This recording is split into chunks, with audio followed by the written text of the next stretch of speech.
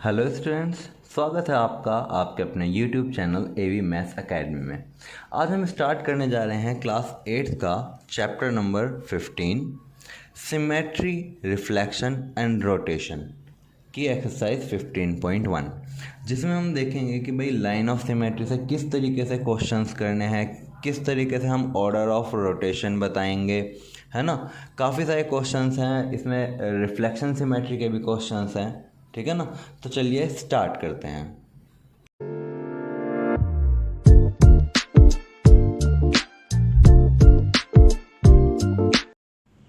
Question number first में आपसे पूछा गया है draw the line of symmetry if any. आपको लाइन ऑफ सिमेट्री ड्रॉ करनी है अगर कोई लाइन ऑफ सिमेट्री। तो जैसे कि आप फर्स्ट फिगर देख पा रहे हैं, आपको ये फिगर दी गई है। अब इसमें आपको लाइन ऑफ सिमेट्री ड्रॉ करनी है अगर इसकी है तो आप इस तरीके से करेंगे तो फिगर इक्वल नहीं होगी। आप हॉरिजॉन्टल डालेंगे तो भी नहीं होगी। तो हम क्या करते हैं, इसमें हम एक डायगोनल डालते हैं। डायगोनल डालते ही हमारे पास जो फिगर आएगी वो क्या होगी, सिमेट्रिक फिगर होगी, ठीक है। तो इसकी लाइन ऑफ सिमेट्री क्या है, ये वाली। सेकंड फिगर में आपको 3 सर्किल बनाकर दिए हुए हैं, ठीक है। इसकी लाइन ऑफ सिमेट्री पूछी गई है। तो आप अगर इसमें एक वर्टिकल लाइन डाल देंगे तो आपके ये दोनों पार्ट सेम होंगे। तो यानी कि लाइन ऑफ सिमेट्री कौन सी है, ये वर्टिकल वाली, ठीक है। सिमिलरली चलते हैं अपने पार्ट नंबर 3 की तरफ। पार्ट नंबर 3 में आपको ये फिगर देके कहा गया है कि भाई इसमें लाइन ऑफ सिमेट्री बताओ। सिमिलरली अगर मैं इसमें एक हॉरिजॉन्टल लाइन वर्टिकल लाइन डाल देता हूँ तो ये जो लाइन होगी ये होगी लाइन ऑफ सिमेट्री। ऐसे ही पार्ट नंबर 4 में अगर मैं इसमें एक वर्टिकल लाइन डाल देता हूँ तो ये लाइन इसको 2 इक्वल पार्ट्स में डिस्ट्रीब्यूट कर रही है, तो यानी कि ये है इसकी लाइन ऑफ सिमेट्री। चलते हैं क्वेश्चन नंबर 2 की तरफ। क्वेश्चन नंबर 2 में आपसे पूछा गया है draw the following polygons and their line of symmetry. आपको जो पॉलीगन हैं कहे अनुसार बनाने हैं और फिर इनकी लाइन ऑफ सिमेट्री बतानी है। सबसे पहली फिगर है रेगुलर पेंटागन। पेंटागन में बेटा कितनी साइडें होती हैं, 5। आपने ये रेगुलर पेंटागन बना लिया। अब इसमें लाइन ऑफ सिमेट्री कितनी होगी, सिर्फ और सिर्फ 1, यानी कि जो ये वर्टिकल लाइन है यही इसकी लाइन ऑफ सिमेट्री है, ठीक है ना। फिर आते हैं हम रेगुलर हेक्सागन में। रेगुलर हेक्सागन के पास कितनी साइडें होती हैं, 6, 1 2 3 4 5 6। अब इसमें कितनी आपकी लाइन ऑफ सिमेट्री होंगी, तो first of all vertical line of symmetry, then horizontal line of symmetry, ठीक। फिर जो डायगोनल लाइन ऑफ सिमेट्रीज हैं वे भी इसमें आएंगी, यानी कि आपकी ये टोटल लाइन ऑफ सिमेट्रीज होंगी, ठीक है। सिमिलरली रेगुलर हेप्टागन, हेप्टागन में आपकी कितनी साइडें होती हैं, 7, 1 2 3 4 5 6 7। अगर 7 साइड हैं तो लाइन ऑफ सिमेट्री सिर्फ और सिर्फ कितनी होंगी, 1, जो कि इस तरीके से एक वर्टिकल लाइन होगी। अब हम चलते हैं पार्ट नंबर 4 की तरफ। 4 में आपसे पूछा गया है कि रेगुलर ऑक्टागन में कितनी लाइन ऑफ सिमेट्री होती हैं। तो first of all vertical line of symmetry हुई, then horizontal line of symmetry हुई। अब हम इनके वर्टिक्सेस को आपस में कनेक्ट करते हैं, यानी कि एक लाइन ऑफ सिमेट्री ये रही, एक लाइन ऑफ सिमेट्री ये रही, एक लाइन ऑफ सिमेट्री ये वाली है और एक लाइन ऑफ सिमेट्री ये वाली है। यानी कि इस कॉर्नर को इससे ज्वाइन करा, इस कॉर्नर को इससे ज्वाइन करा, इस कॉर्नर को इससे ज्वाइन करा और इस कॉर्नर को इसके सामने वाले कॉर्नर से ज्वाइन करा। तो ये जो लाइन गई हैं ये सभी आपकी लाइन ऑफ सिमेट्री हैं। चलते हैं क्वेश्चन नंबर 3 की तरफ। क्वेश्चन नंबर 3 है find the order of rotational symmetry in the following letters. आपको ऑर्डर ऑफ रोटेशनल सिमेट्री बताना है। अब जैसे n के लिए पूछा गया, अब आप एक बात खुद सोचिए, आपके पास एक लेटर है n, आपने इसको 90 डिग्री रोटेट करा, ये z बन गया। फिर 90 डिग्री रोटेट करा, n बन गया, यानी कि ये 0 डिग्री पे, ये 90 डिग्री पे, ये 180 डिग्री पे। फिर 270 रोटेट करा, फिर जेड बन गया, और फिर आपने 90 डिग्री और रोटेट करने पे ये फिर से एन बन गया। यानी कि 0 डिग्री से 360 डिग्री पहुँचते पहुँचते इसने 2 बार अपनी ओरिजिनल पोजीशन गेन करी है कि नहीं। तो यानी कि ऑर्डर ऑफ रोटेशनल सिमेट्री क्या होगा, 360 अपॉन ए, यानी कि 360 अपॉन 180। अब 180 कहाँ से आ गया, क्योंकि 180 पे आके ये अपनी ओरिजिनल पोजीशन गेन कर रहा था, तो ए की वैल्यू क्या होगी 180, कट के कितना आया 2, तो आपका ऑर्डर होगा 2। सिमिलरली जेड के लिए भी आपका ये क्या होगा 360 अपॉन ए, ठीक है ना।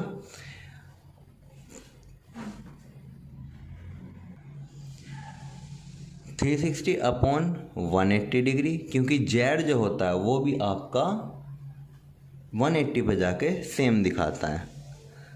180 से 360 कैंसिल आउट हुआ, तो ऑर्डर कितना आया आपका 2।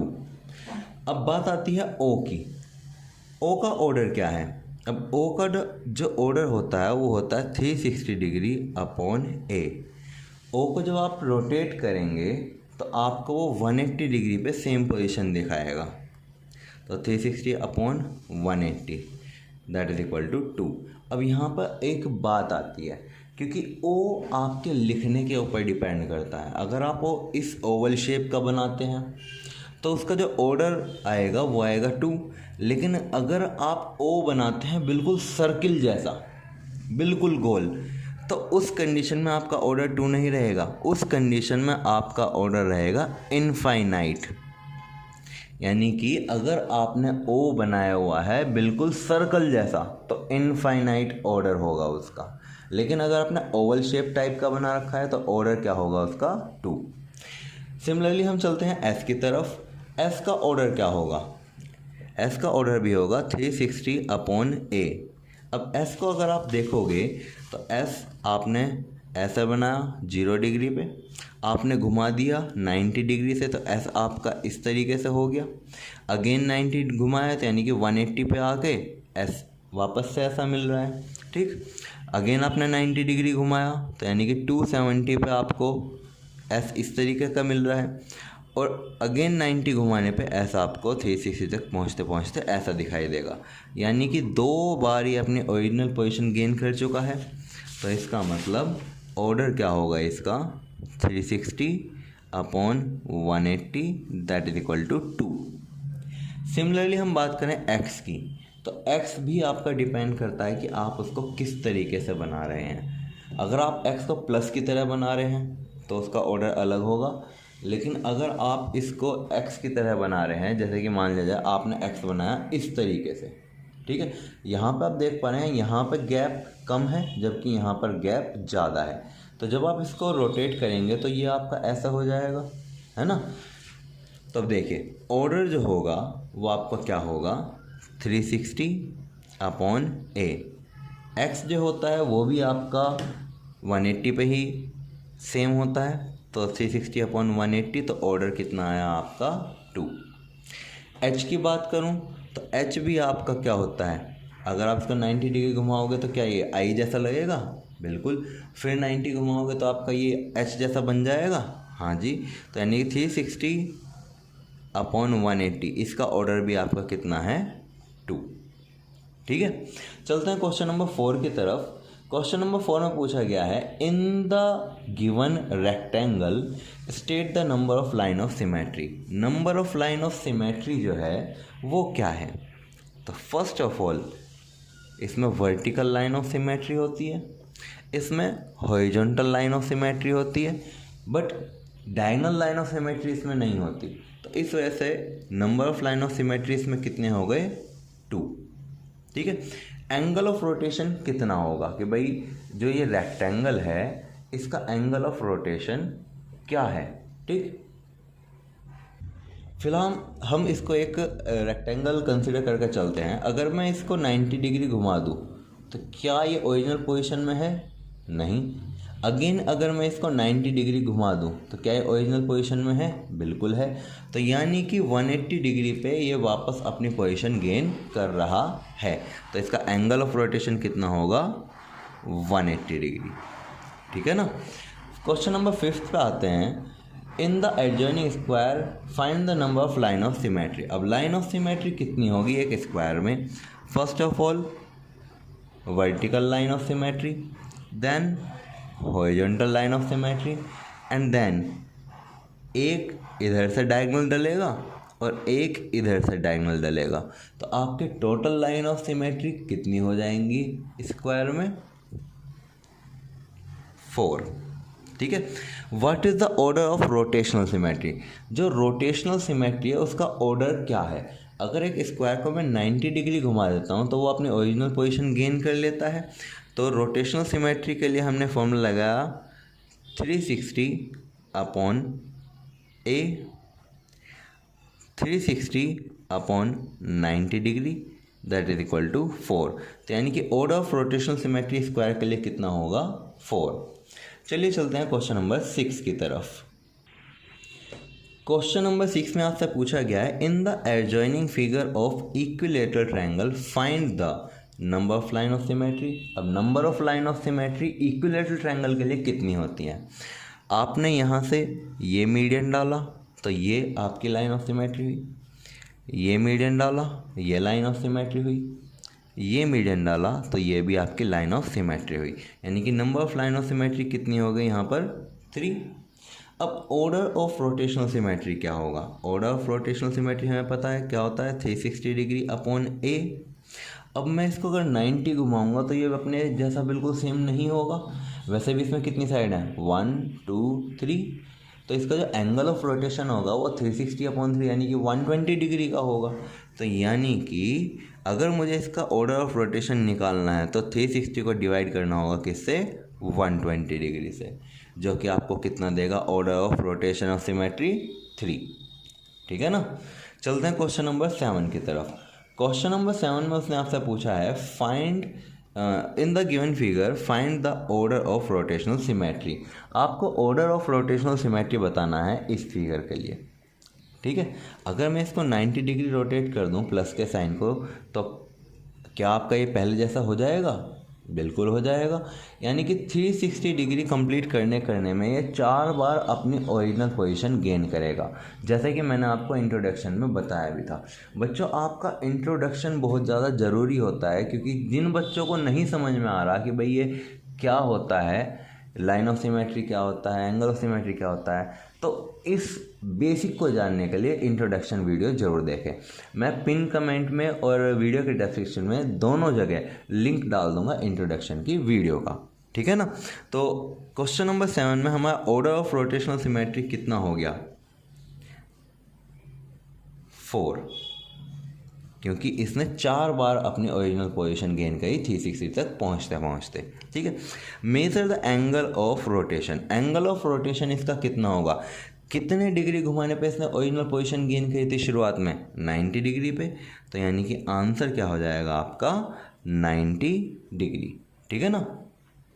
चलते हैं क्वेश्चन नंबर 8 की तरफ। क्वेश्चन नंबर 8 में पूछा है what is the order of rotational symmetry of scalar triangle. अगर आपके पास कोई एक स्केलर ट्रायंगल है तो उसके ऑर्डर ऑफ रोटेशनल सिमेट्री क्या होगी? ठीक है। अब मैंने आपके सामने एक स्केलर ट्रायंगल बना लिया। भाई ये मेरा एक स्केलर ट्रायंगल है। अगर मैं इसको रोटेट करता हूँ तो आपका ये स्केलर ट्रायंगल कुछ इस टाइप का बन जाएगा। फिर इसको रोटेट करता हूँ, फिर ये आपका लगभग कुछ इस टाइप का बन जाएगा, है ना। यानी कि ये जो है ये अपनी ओरिजिनल पोजीशन पूरा 360 घूमने के बाद गेन करेगा। ठीक। तो जब हमारे पास पूरा 360 घूमने के बाद ओरिजिनल पोजीशन गेन करता है तो हमारी ऑर्डर ऑफ रोटेशनल सिमेट्री क्या हो जाती है? 360 अपॉन ए, यानी कि 360 upon 360 that is equal to 1। यानी कि एक स्केलर ट्रायंगल की ऑर्डर ऑफ सिमेट्री कितनी होती है? 1। ठीक है। क्वेश्चन नंबर 9 में पूछा गया है what is the order of rotational symmetry of N isosceles trapezium. अगर मैंने आपके सामने एक आइसोसेलेस ट्रेपेजियम बना दिया। ठीक, इसका ऑर्डर ऑफ रोटेशन सिमेट्री क्या होगा? मैंने इसको 90 डिग्री घुमाया तो ये आपका कुछ इस तरीके का दिखाई देगा। अगेन 90 डिग्री घुमाया तो ये आपका ऐसे उल्टा हो जाएगा। अगेन 90 डिग्री घुमाया तो आपका ये इस तरीके से हो जाएगा। अगेन 90 घुमाया तो ये वापस से अपनी ओरिजिनल पोजीशन गेन कर लेगा।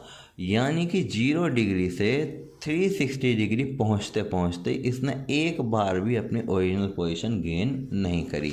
तो यानी कि ऑर्डर ऑफ रोटेशनल सिमेट्री क्या होगा?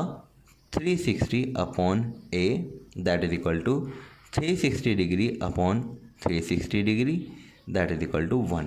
यानी कि ऑर्डर ऑफ रोटेशनल सिमेट्री इसमें कितना हो जाएगा? 1।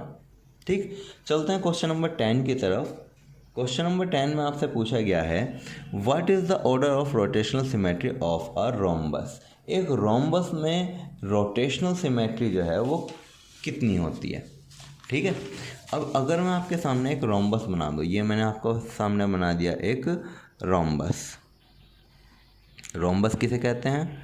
जिसमें चारों साइड इक्वल होती हैं। ठीक है, मैंने इसको रोटेट करा, रोटेट करते ही आपका रोम्बस किस टाइप का बन गया बताओ?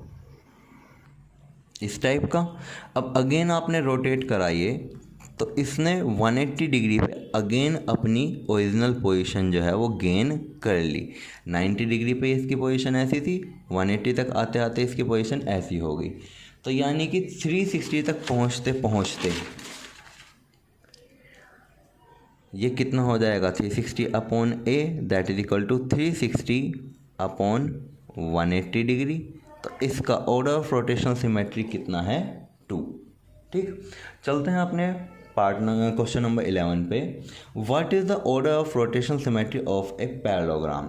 सिमिलरली जैसे हमने रोम्बस की ऑर्डर ऑफ सिमेट्री निकाली है, ऐसी ही आपकी पैरेललोग्राम की होगी, जो कि होगी 360 अपॉन ए, यानी कि 360 degree upon 180 degree that is equal to 2। तो यानी कि पैरेललोग्राम की ऑर्डर ऑफ रोटेशनल सिमेट्री भी कितनी होती है? 2। चलते हैं क्वेश्चन नंबर 12 की तरफ। क्वेश्चन नंबर 12 में आपसे पूछा गया है draw the images of the following under vertical reflection symmetry. आपको ये इमेजेस जो हैं ये वर्टिकल रिफ्लेक्शन ऑफ सिमेट्री के अकॉर्डिंग बनानी है। अब जिस बच्चे को ये नहीं पता कि वर्टिकल रिफ्लेक्शन सिमेट्री किसे कहते हैं, हॉरिजॉन्टल रिफ्लेक्शन सिमेट्री किसे कहते हैं, तो उसके लिए ये टिपिकल होगा। तो आप इस चीज़ को जानने के लिए इंट्रोडक्शन वीडियो को देखिए, वहाँ पे मैंने बिल्कुल अच्छे से एक्सप्लेन किया हुआ है कि क्या आपकी ऑर्डर ऑफ रिफ्लेक्शन सिमेट्री होती है, किस तरीके से वर्टिकल रिफ्लेक्शन सिमेट्री वर्क करती है और किस तरह से हॉरिजॉन्टल वाली वर्क करती है। तो फर्स्ट पार्ट में इसने आपसे पूछा है कि पी की वर्टिकल रिफ्लेक्शन सिमेट्री क्या होगी। तो पी की वर्टिकल रिफ्लेक्शन सिमेट्री कुछ इस टाइप की बनेगी। ठीक है ना। एम की वर्टिकल रिफ्लेक्शन ऑफ सिमेट्री कैसे बनेगी? एम की वर्टिकल रिफ्लेक्शन ऑफ सिमेट्री कुछ इस टाइप की बनेगी। 3 की वर्टिकल रिफ्लेक्शन सिमेट्री कैसे बनेगी? 3 की वर्टिकल रिफ्लेक्शन सिमेट्री कुछ इस टाइप की बनेगी। ठीक है ना। अब उसने फोर्थ में आपको एक रोम्बस बना के दे दिया। ठीक है, अब इस रोम्बस की वर्टिकल रिफ्लेक्शन ऑफ सिमेट्री कैसे बनेगी? वो बनेगी कुछ इस टाइप की, जिसमें ये एरो अगर इधर है तो ये एरो इधर चला जाएगा, ये वाला एरो जो है ये आपका नीचे रहेगा, ये वाला एरो आपका इधर आएगा और ये वाला एरो आपका इस तरीके से आएगा। ठीक है ना। तो ये आपकी वर्टिकल रिफ्लेक्शन ऑफ सिमेट्री हुई। अब हम चलते हैं अपने क्वेश्चन नंबर 13 की तरफ। क्वेश्चन नंबर 13 में आपसे पूछा गया है draw the images of the following under horizontal reflection symmetry. आपको ड्रॉ करनी है images under horizontal reflection symmetry के। ठीक है, फर्स्ट पार्ट में पी की पूछी है कि पी की हॉरिजॉन्टल रिफ्लेक्शन सिमेट्री क्या होगी। तो पी की हॉरिजॉन्टल रिफ्लेक्शन सिमेट्री कुछ इस टाइप से बनेगी। वी की पूछी है कि वी की हॉरिजॉन्टल रिफ्लेक्शन सिमेट्री क्या होगी। वी की हॉरिजॉन्टल रिफ्लेक्शन सिमेट्री इस तरीके से होगी। फिर ये स्क्वायर बना कर पूछा कि भाई इसकी हॉरिजॉन्टल रिफ्लेक्शन सिमेट्री कैसी होगी। तो इसकी आपकी कुछ इस तरीके से हॉरिजॉन्टल रिफ्लेक्शन सिमेट्री होगी। फिर इस हर्ट की पूछी है, इस हर्ट की हॉरिजॉन्टल रिफ्लेक्शन सिमेट्री कैसी होगी। तो इस हर्ट की हॉरिजॉन्टल रिफ्लेक्शन सिमेट्री कुछ इस टाइप से होगी। ठीक है ना। आई होप कि आपके जितने भी डाउट्स हैं इस एक्सरसाइज से रिलेटेड वे सभी क्लियर हुए होंगे, और अगर नहीं क्लियर हुए तो प्लीज़ ज़रूर से ज़रूर आप इंट्रोडक्शन वीडियो को देखिए, जहाँ पे आपके सभी डाउट्स हैं वे क्लियर हो जाएंगे। ठीक है ना। इसी तरह की मैथ्स रिलेटेड वीडियो को देखने के लिए प्लीज़ वीडियो को लाइक करें, चैनल को सब्सक्राइब करें और बेल आइकन को ज़रूर दबाएं।